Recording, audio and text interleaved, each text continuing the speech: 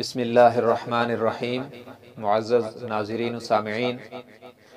مسئلہ فدق کی دوسری قسط میں ہم آپ کی خدمت میں حاضر ہیں۔ سامعین محترم، سیدنا ابو بکر صدیق رضی اللہ تعالیٰ عنہ وہ خوش قسمت انسان ہیں جنہوں نے اولاً قبول اسلام کیا اور پھر اپنا تن من دھن وطن سب کچھ حضور اکرم صلی اللہ علیہ وسلم کی ذات پر نثار کر دیا، یہاں تک کہ دنیا سے اس حال میں گئے کہ پرانا کفن پہن کے گئے ہیں، نیا کفن پہن کر قبر میں بھی نہیں لیٹے ہیں۔ اور یہی وہ خوش قسمت انسان ہیں جنہوں نے امت کے بکھرے شیرازے کو جوڑا ہے، لیکن بدقسمتی سے باغ فدق کو بہانہ بنا کر دشمنان اسلام نے سیدنا صدیق اکبر رضی اللہ تعالیٰ عنہ کو مطعون کیا اور خاتون جنت سیدہ فاطمہ الزہرا رضی اللہ تعالیٰ عنہا کے مطالبے کو اتنا بڑھا چڑھا کر پیش کیا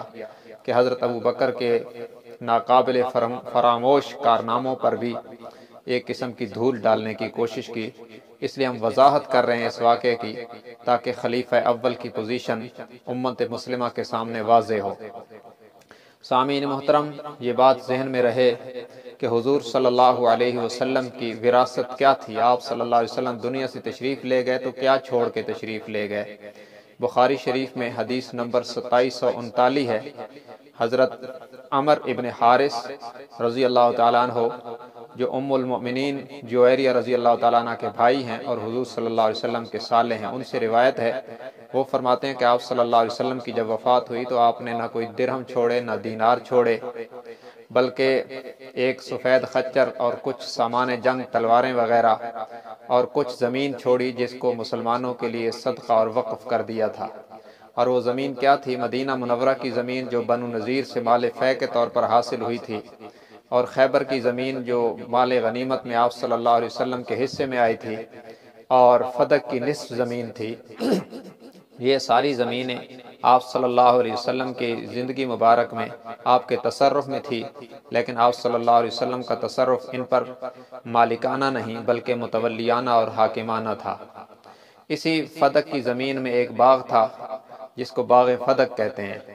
یہ زمین آپ صلی اللہ علیہ وسلم کو صلحاً حاصل ہوئی تھی، مال فے کے طور پر، جنگ کے طور پر حاصل نہیں ہوئی تھی۔ یہ باغ بھی اسی میں تھا اور چھوٹا سا باغ تھا،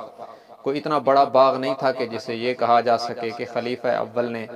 اپنے پاس رکھ کر کوئی کروڑوں کی جائیداد بنا لی تھی۔ چند کھجوروں کے درخت تھے اس باغ میں، اور یہ باغ آپ صلی اللہ علیہ وسلم کے تصرف میں تھا، مال فے کے طور پر حاصل ہوا تھا۔ حضور علیہ السلام کا تصرف اس پر حاکمانہ اور متولیانہ رہا۔ آپ صلی اللہ علیہ وسلم اس کی آمدنی سے اپنے اہل و عیال پر خرچ فرماتے اور جو بچ جاتا وہ مسلمانوں کی مصلحتوں میں خرچ فرما دیا کرتے تھے۔ حضور صلی اللہ علیہ وسلم کی وفات کے بعد سیدہ فاطمہ الزہرا رضی اللہ تعالی عنہا کی طرف سے یہ مطالبہ کیا گیا کہ یہ باغ بطور وراثت میں انہیں عطا کر دیا جائے۔ اس پر امیر المؤمنین سیدنا صدیق اکبر رضی اللہ تعالی عنہ نے فرمایا کہ حضور اکرم صلی اللہ علیہ وسلم کا ارشاد ہے، نحن معشر الانبیاء لا نورث ولا نورث ما ترکنا صدقۃ، کہ ہم انبیاء کی جماعت نہ وارث بنتے ہیں نہ وارث بناتے ہیں، جو کچھ ہم چھوڑتے ہیں وہ صدقہ ہو جاتا ہے۔ تو سیدنا صدیق اکبر نے فرمایا کہ میں اس مجبوری کی وجہ سے یہ باغ آپ کو وراثت میں نہیں دے سکتا، چونکہ آپ کے والد اور ہمارے پیغمبر صلی اللہ علیہ وسلم کا فرمان موجود ہے۔ یہ فرمان سننے کے بعد سیدہ فاطمہ الزہرا رضی اللہ تعالی عنہ نے سکوت فرمایا، خاموشی اختیار فرمائی، اور اہل سنت کا موقف یہ ہے کہ یہ خاموشی رضا کی علامت تھی،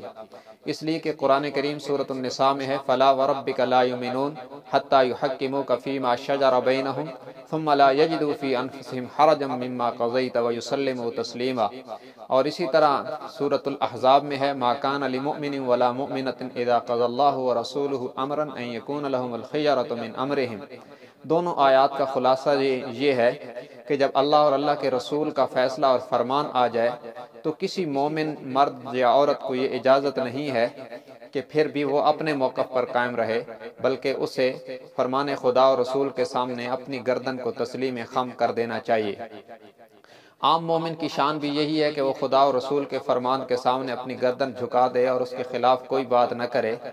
جبکہ سیدہ خاتون جنت سے تو اس کا تصور بھی بعید تر ہے کہ فرمان رسول سامنے آ جانے کے بعد بھی ان کی ناراضگی رہی ہو۔ باقی رہی یہ بات کہ اہل سنت کی بعض کتب میں بھی ایسی روایات موجود ہیں جن میں کسی نہ کسی طرح سے یہ الفاظ موجود ہیں جن سے یہ تاثر ملتا ہے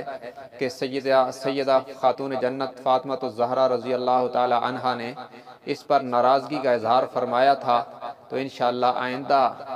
ویڈیو میں ہم ان روایات پر بھی سہل حاصل بات کریں گے اور ان کی وضاحت کریں گے کہ سیدہ فاطمہ الزہرا رضی اللہ تعالی عنہا کی ناراضگی کیا واقعتاً تھی یا راویوں کا وہم تھا۔ آپ ہمارے ساتھ رہیے، ہماری ویڈیو کو لائک اور شیئر کریں، انشاءاللہ تفصیل سے اس واقعہ کی پوری وضاحت آپ کے سامنے رکھیں گے۔ جزاکم اللہ خیرا، السلام علیکم ورحمۃ اللہ وبرکاتہ۔